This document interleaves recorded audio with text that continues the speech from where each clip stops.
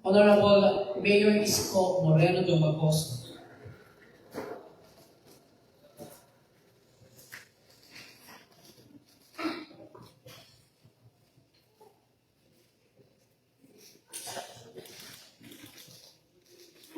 Okay.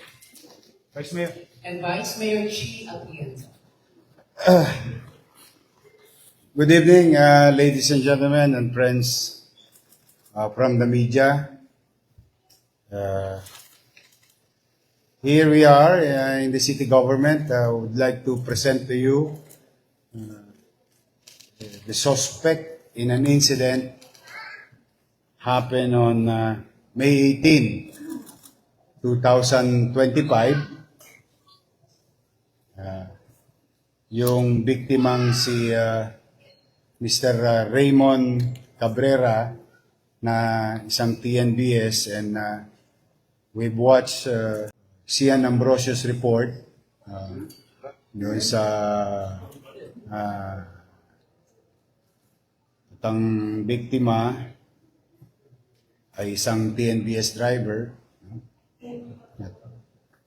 Now, through, I don't know what happened to them, you can ask them later on, they opted to, mas minabuti nila na sumuko na sa alagad ng batas. I think the case is now before the Office of the National Bureau of Investigation, through the leadership of Director General Jimmy Santiago.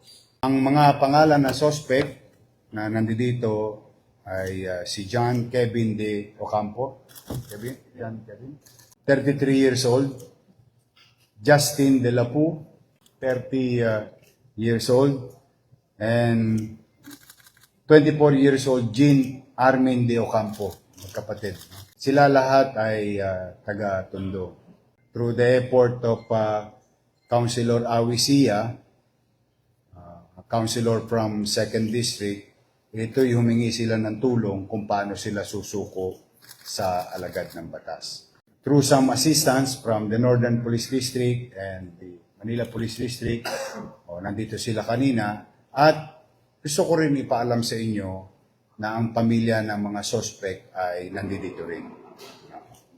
At kinausap ko sila kanina. I'm happy that the case is na-resolba. Nakikiramay kami, ako, personally, po ng aming grupo sa pamilya ng biktima. But in our own little way, kami maging tulay man lamang na makapagbigay ng hustisya sa pamilya ng biktima. And we will let the National Bureau of Investigation conduct yung susunod na gawain. At kausap ko na rin nga si Director General ng NBI, si Jimmy Santiago, at magpapadala na siya ng operatives dito sa City Hall ngayon para ma-surrender na sa NBI. So, for now, at the very least that we can say, at least, I hope the family will makuha nila ang hustisya.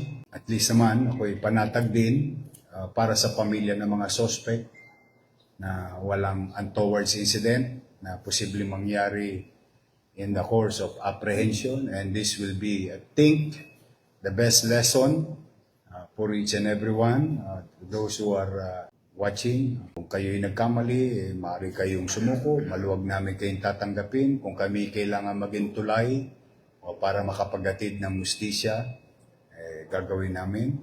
For now, we'll leave it to the National Bureau of Investigation to process them. So again, pasensya na kayo, mag-alas 9 na ng gabi, na-istorbo namin kayo. Now, we are ready to answer questions, and if you are willing to ask them, I think they're willing naman to answer them. Kasi nagkusang loob naman sila. Yes, ma'am. Clarification lang po, paano po sila napunta po sa inyo po? Yes. Sumuko po ba sila? Mas pinili po nilang sa inyo po lumapit at humingi ng tulong? At kung paano po sila nakuha ng ating kapulisan. Through some assistance of the Northern Police District, no, kasi tinawagan si Awi, si Councilor Awi. Dahil mga kadistrito niya to taga Maynila. And as you all know, in practice, even nung ako'y dating mayor, pag may sumusuko, minsan ako pa kumukuha. I think the last time that a tragedy happened in the city of Manila with regard to an incident to a family, kinuha pa namin yung suspect sa Cavite, gabing-gabi. Na ano lang ako, siyempre,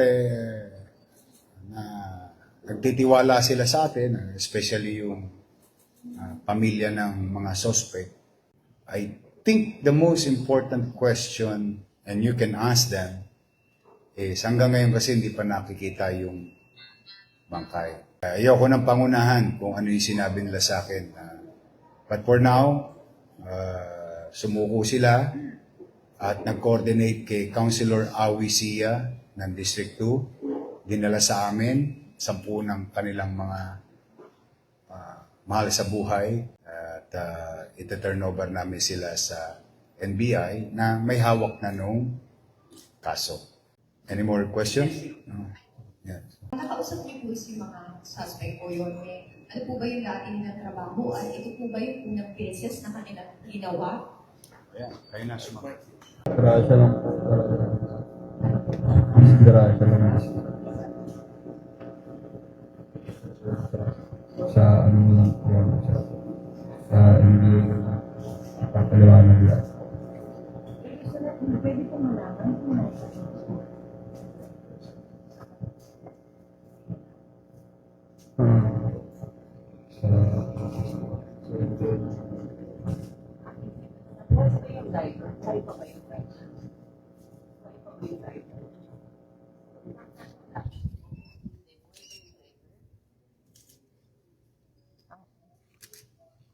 baka may gusto ka na lang sabihin kung bakit humantong sa ganun.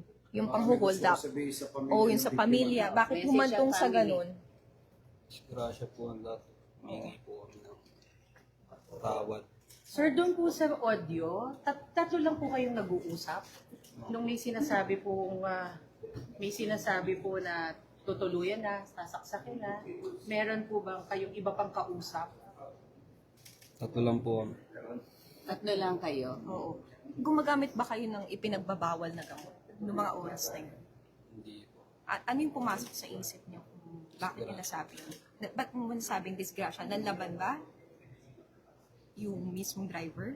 Ano ba't nyo naisipan na gawin yun? Bakit lang, bakit? Disgrasya. Paulit-ulit po siya sa disgrasya, no? Sir, sino po yung nakuna na may kinuhang patayan sa may halaman? Kayo po yun? Kasi po papasok kami ng kanina. Kasino. Magkakasino kayo? Hindi po. Kasi pag magkakasino, parang dito sa atin yung parang pagkakaperaan. Mag-detect yun sa may sensor ng casino po, kaya po iniwan po, opo. So, nung pabalik na po, nakuha-pulit nila kasi gamit po yun sa pang drugs. Mabiyay po kasi siya. Gamit po yun para sa sasakyan. Kayo po ang Sino po ang Sino po yung may iba pa po rin kasama? Wala na po. Kayo tatlo lang po. Tapos po, bakit po nahantong na hold up? Dahil doon po kayo po ng pera pakasino? Ano po. Nakamit na lang po muna ako sa hindi naman po sa lahat. So, ito. Sana maintindihan mo po. Sa hindi na lang po. Gusto ko lang pong sabihin, humingi ako ng tawad dun sa pamilya na ano namin. Hindi po talaga sinasadyain. Pasensya po. Hindi po kami nakainom, wala po kami. Wala kayo yung nabirog. Hindi po ako. Humingi ako ng tawad. Hindi lang po. Hindi namin ko gusto kung lumaban yung tao sa amin. Sorry po, sorry. Basta po, sorry na lang po. Sorry po. para po sa pamilya namin. Ligtas po sila. Magliligtas din po kami. Wala po silang iniisip na parang mga ano namin, pamilya namin. So, ganito po pinagkamata. Hindi po. Ano po ako, survey po ako sa isang construction company po.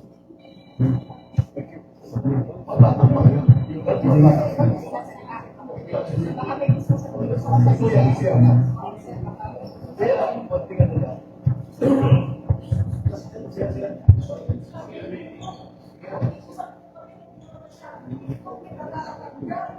Hindi po. Sila kayo. Kilala na rin po sila. Wala na rin choice. Kilala na rin sila.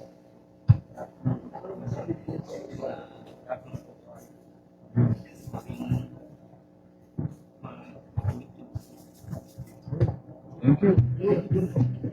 As you can see, they are very regretful of what they did, and they're going to answer it before our justice system. Nandiyan na yan, harapin na natin yung kanilang obligasyon sa mata ng batas at sa pamilya. That's it. Now, any more question? Sa tatlo, boys, ngayon lang kayo nagkaroon ng asunto? O dati na may yung mga minor lang? Rumble o wala? Okay. So, any more question? Nakikiramay kami sa pamilya ng biktima, pamilya Cabrera. I hope the city government, in our own little way, maging bahagi na makamit nila ang hustisya. Now, sa pamilya naman at itong mga taon to, buti naman, naisipan nilang pagsisihan at harapin yung kanilang ginawang bagay. No? So I think we stop from there and let the natural course of law or gagawin pa. Maya-maya, antabayanan ko lang yung NBI operatives na padadala ni Director Jimmy Santiago dahil sila may tangan ng kasong ito. So, maraming salamat sa inyo. Mag-iingat kayo. And again, ito'y maging takdang aral sa mga individual. Isipin ninyo yung mga mabibiktima ninyo, may pamilya din. Isipin nyo din ang mga sarili nyo, may pamilya rin kayo. Malungkot na sitwasyon ito. Napakalungkot. Both families is suffering. The family of the victim and the family of the suspect. Kasi nakakalimutan yung tanong, marami ring anak itong mga ito.